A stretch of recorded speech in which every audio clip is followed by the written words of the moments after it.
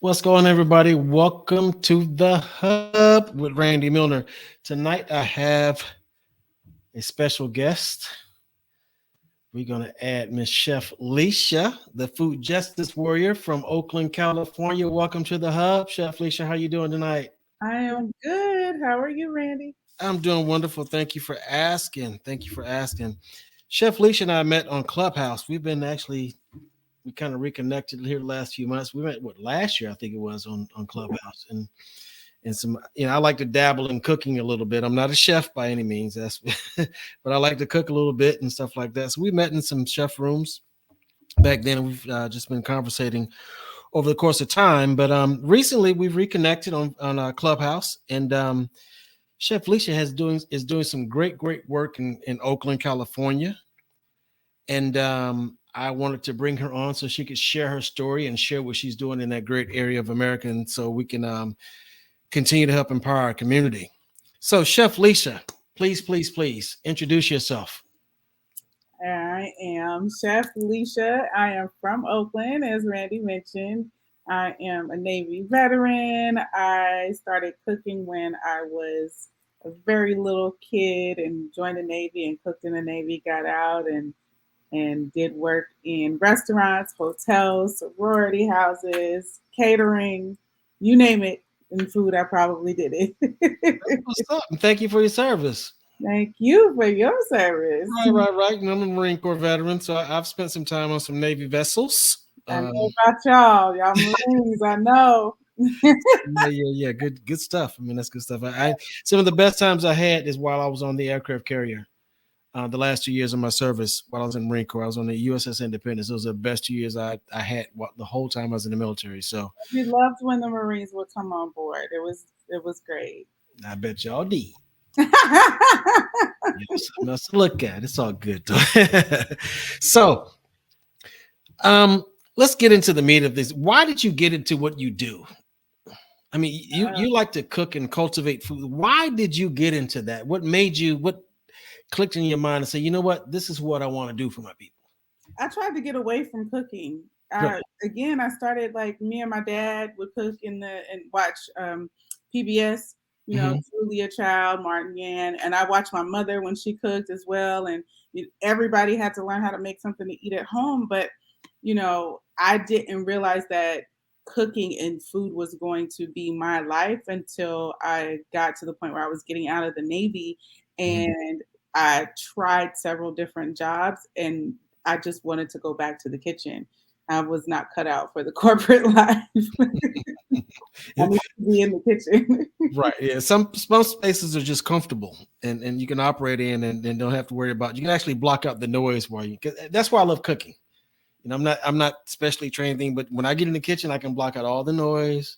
Nothing else matters except what In I'm your focused. zone. Yes. Yes, for sure. So they call you the food justice warrior in some arenas. Uh-huh. Please, what are you doing in Oakland? So I'm from Oakland, but my primary work is in Stockton, Okay. which is about an hour away from Oakland. We're talking the distance in between Oakland and Sacramento. It's like an 45 minutes to an hour in each direction, north and Okay. south. Right. And so the work that I'm doing is really centered and focused on providing access to the community in various ways and not just one. So the access is coming from organizing community supported agriculture programs that are free to give away organic produce to community members who needs it, Hmm. to teaching virtual cooking classes that are free or inexpensive so that everyone can afford them. And then with those classes, with everything that I do as far as teaching classes, the ingredients are always simple, easy to find, inexpensive, things that people can have, that they have the access to. So I teach them how to store them, cook them, clean it, all of those things. And because I have a nutrition degree, they get a little bit of health info as well. They get to know why they want to eat these items. That's the biggest piece. A lot of people miss the nutritional piece of that puzzle, because everybody wants to make sure it tastes good and look good, but is it good for you? Yes, So a exactly. lot of us, we tend to ingest a lot of things that looks good, but are not good for us. Hence all of the health problems that we suffer in our community. Exactly. So, so yeah, helping out with that part, that's a big load. so I mean, tell us a little bit more about that. I decided to get a degree in nutrition when I was injured when I was active duty, and then things just started to kind of continue on from there progressively. In terms of like when your knees and your feet go bad, and you're a chef, you have to kind of figure out how to pivot. Right. And I noticed I was dealing with some health issues that I said I'm too young for this. I want to make sure that I get ahead of things, and I went to school for nutrition really to save myself and my immediate family. Halfway through when I realized that this is information that the community that I come from doesn't have. Right. And how can I take what I've learned and give it back to other people? So it really started out as me just sharing what I learned. And Hmm. then over time, it developed into an understanding that, I have a particular skill set that people could find valuable. So combining the cooking skills with the nutrition information as well was that missing link for so many people, for myself, for the community at large. And I really just felt like that was what was missing when I was growing up Right.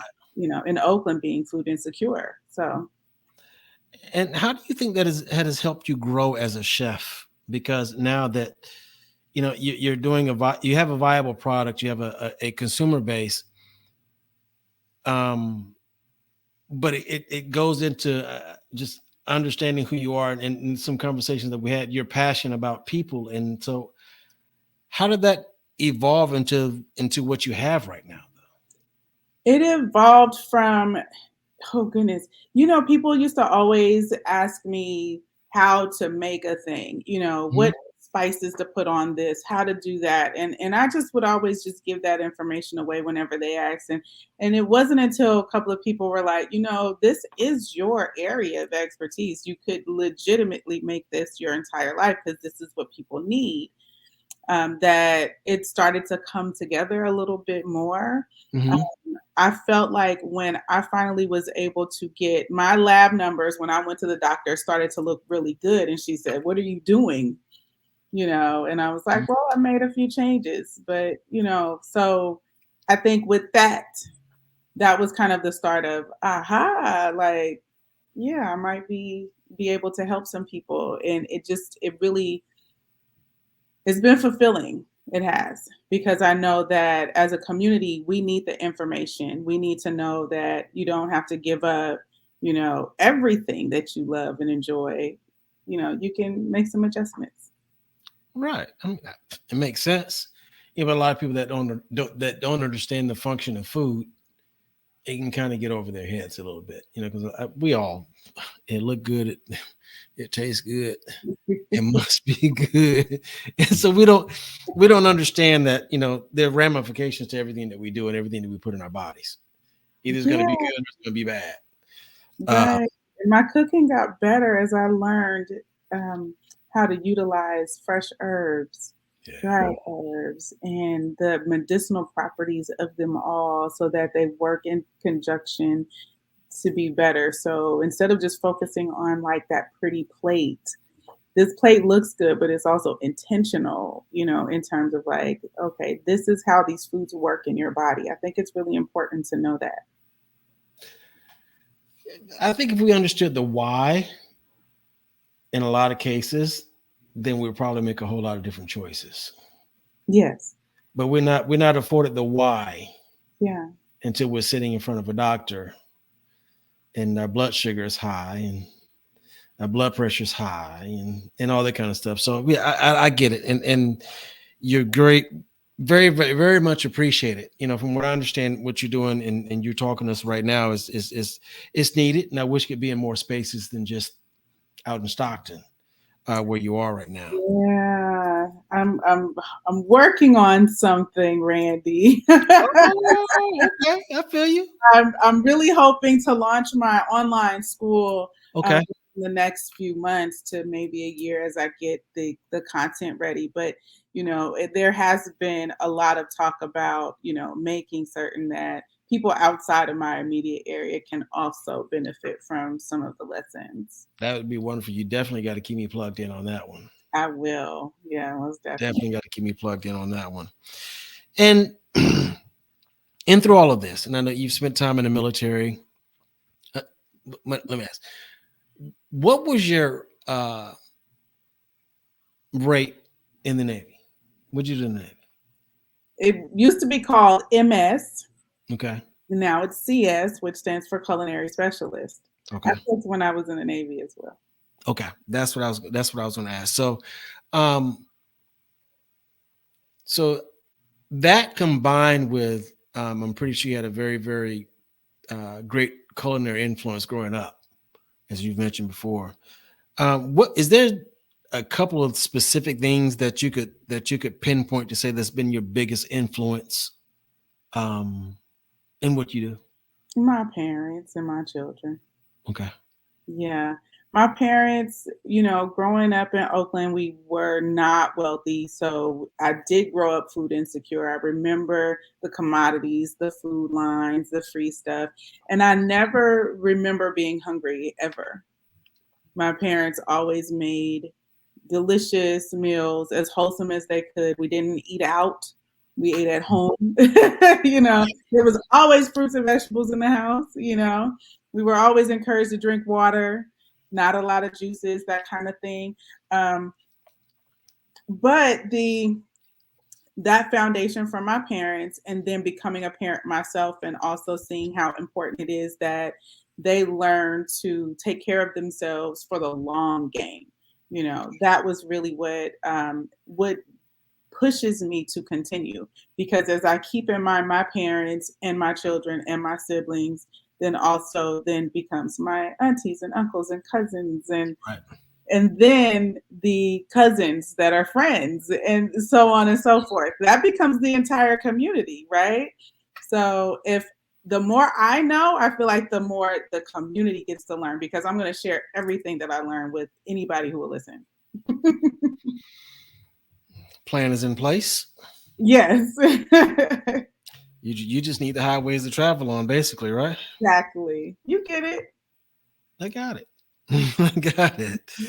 So I'm learning how what you do has impacted a lot of lives in California. But is there a specific story that you could share with the audience that really, really connects and made you realize that this is why? It's kind of good to say, okay, well, this is what I want to do, and this is how I'm going to do it, and this is why I want to do it. But then there's that extra why moment that you live in after you've completed all those other tasks, that That you can extra. finally sit down and say, this is why I do what I do. There are a couple, and they're all like little snippets, right? But one is me taking my A1C from the pre-diabetic level to normal level. That's one. And seeing that I could do it without medication and sustain it Mhm. without medication. The second is having a client or two. There was two clients that I was able to cook for in my meal prep service, take their A1C from very elevated levels down to normal, and they were both able to release some of their medications. Um, a third one is me going into the grocery store and seeing the children that I teach, Wow. them screaming, "Hey, Chef Liesha," and their parents going, "Who is that?" That's the one in the after school program who taught me how to make the pasta or the chicken or whatever. Mama, baby, who that mama? Yeah. What are you talking to in the grocery store? Like, Okay. those are my why right there. My why is seeing that, because I know that what I learned and what I communicated and what I touched and what I influenced is making a difference. So that is the reason why I continue on, because I know that it's needed in the community. And when I say community, I'm talking about poor people in general, Right. because there poor people in urban and rural areas. We are lacking access in so many ways. Right. And then there are programs that are giving access, like, hey, let me give you this food. Well, giving you the food doesn't fix the problem.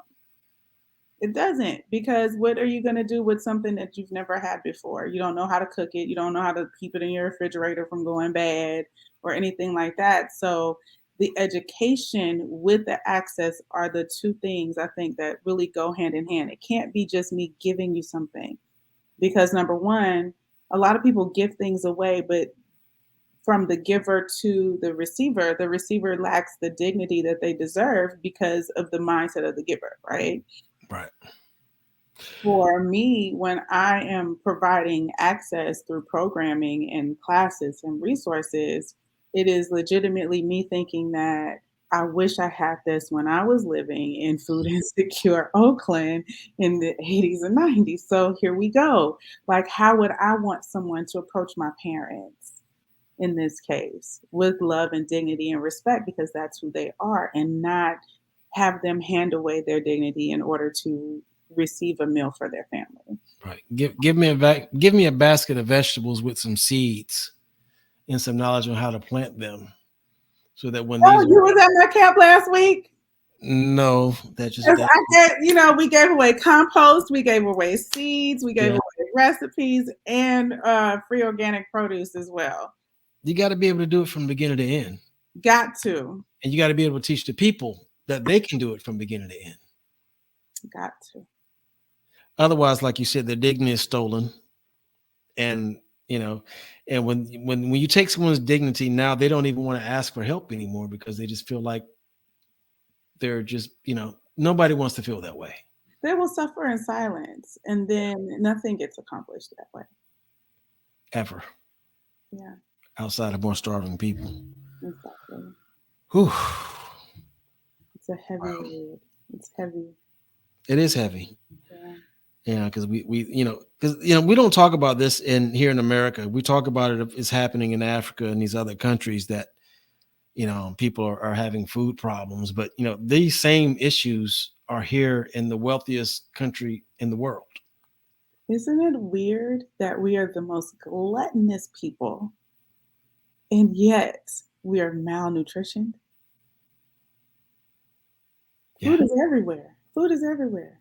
But a lot of our issues with our health is malnutrition, Hmm. because what we're eating lacks nutrients. And I think a lot of people misunderstand that word, because when you say malnutrition, their first thought is somebody that's skinny and underweight. They are thinking of the But emaciated faces that they saw on TV back in 1990. We were inundated with all of those right. images. Hmm. That's not it. You can be But malnutrition. nutritious and weigh 400 pounds and still be malnutritious. It has nothing to do with weight. It has nothing to do with weight. And that I teach from a body positive mindset. I teach from an health at every size perspective as well, Right. for that reason, because genetically we're all different. And your weight is not the number one indicator of your health. I had a huge rivalry with this one person who thought because they were thinner than me that they They were were more healthy. healthy. I broke out my lab results, number Right. one, because I keep my lab results every year when I get my blood work done. What do your labs look like? Number one. Okay. Number two, can you get on a bike and ride better than me? Because I might not be able to run, Right. but I get on my spin bike. My heart is strong. Like, don't play with me. Like, weight is not the sole indicator of health. And I think people need to understand that. I get it. I get it. Because I'm a small person, and up until this year, I thought I was doing well, but I realized that after being out of the military and getting out of the car business, retiring from the car business, I'm not walking and exercising every day. I'm not as healthy as I was that 3 years ago. Not to mention 25 years ago. Yeah. So there's some things that I had to change, the way that I eat. I mean, that's why I like cooking and hanging out with you guys Clubhouse and, looking on Instagram, finding different recipes because I just like cooking out and I want to cook healthy. Yeah, do I eat unhealthy sometimes? Yeah, I do. It is what it is. But um, I get it. And I think a lot of people need to understand that just because they are small doesn't make them healthy. It's the audacity for me, Randy. They walk around with audacity. It's like, because I can go to any store and find whatever I want to find to wear, that you're healthy, when it could not be further from the truth in a lot of instances. Yeah, body's rotting from the inside. Yeah. So, Chef Liesha, how are people able to find your programs and what you're doing in your community and what you're trying to spread throughout this beautiful country of ours? I am always on social media. Oh. My minor is in technical communications, with the emphasis in social media. So I'm one of those people who will use those free social media resources as long as possible. As you should. But I am a moderator on Clubhouse in a food justice club. It's called Food Justice. I do regular talks in that club.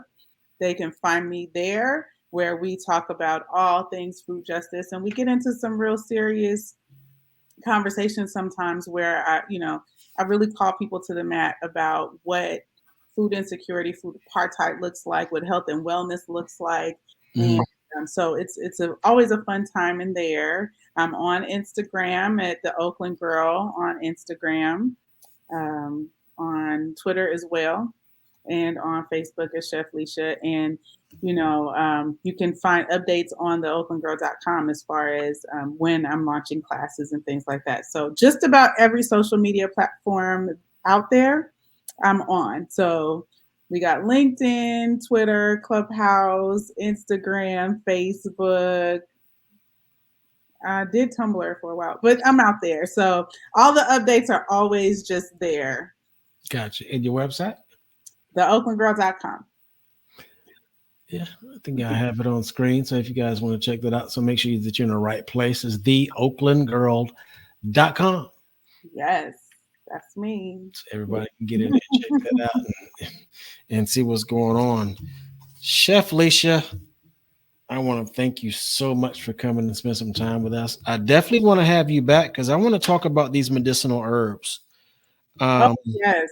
Because Yes. I have my little arrow garden Mm-hmm. and I love it.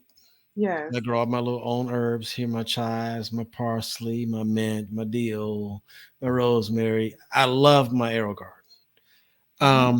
But I do not honestly know all the benefits of everything that I'm growing. Mm-hmm.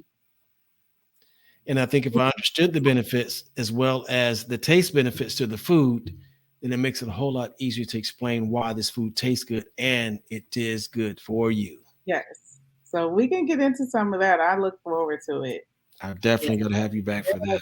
There's a reason for everything we put in food, and that's one thing people don't understand. Like, it's not just for taste. But it's the educational piece of it, though, because we lack that. We don't have the. Well, I'll say we. I can't say we speak for everybody, but I didn't. I just watched Grandma. Grandma knew what she was doing. But Grandma didn't tell the stories. She didn't tell the stories about why. She just said, "Well, Grandma, why we do this? Just do it." You know what I'm saying? Well, how much is it? Just a pinch here. Just ain't no measurements. Grandma just got it in her head. Mm-hmm.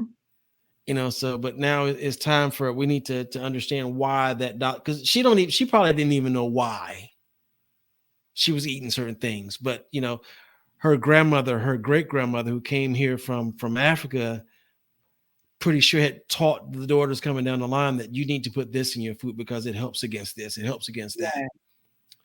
And so these are things that are important to our culture. So it lives on. So we don't get lost in the rest of the stuff. Yes, exactly. To say it in a nice way. We are oral history people. Yes. And even though there are beautiful benefits to that in so many ways, it does hinder us in other ways. So I have been getting the finger wag from my family Mm-hmm. For a couple of years now about writing my recipes down and making sure that there's something that's left for them. And once that they started to really do that and I really honed in on it, I started to have notebooks. So I have notebooks everywhere of Wow. notes about the medicinal properties of food, and I'm constantly in study. I'm surrounded by books. If you could see what's in front of me right now, how do you make there are books and notebooks and chairs all around me. Wow. I'm facing bookshelves. I'm constantly in study because it's not just for me, it's for everybody else who comes in contact with me. They are going to benefit from what I learn. That's what's up. That's what's up. Thank you again so much, Chef Liesha, for coming on this evening and spending some time with us. It's been great. I can't wait to get on Clubhouse Friday and talk about our interview. Right, because somebody thought it was going to be 4 days long. Right. Right. It is. It's, Thank you, Randy. I appreciate you having me. I'm honored for you having me here to just say hello to the people and talk about what I do. I'm honored. it's no problem. Anytime you want to come on, anytime you got something new dropping, just let me know. You have a welcome at any time that you want to come back on and share and talk to our people. So I'm happy to have you here. It's been a pleasure. It's been a Thank pleasure. you. Thank you. Thank you again so much for coming on. Thanks for having You're me. welcome. Hold on 1 second. I'll be right back with you. Thank you, everybody, for tuning into the Hub. We had Chef Liesha, the Oakland girl, um, talking about the food scarcity and medicinal herbs and stuff like that. So please stay tuned. I'm looking forward to her coming back real soon. Thank you for tuning in to the Hub. Until next time, we will see you on the flip side.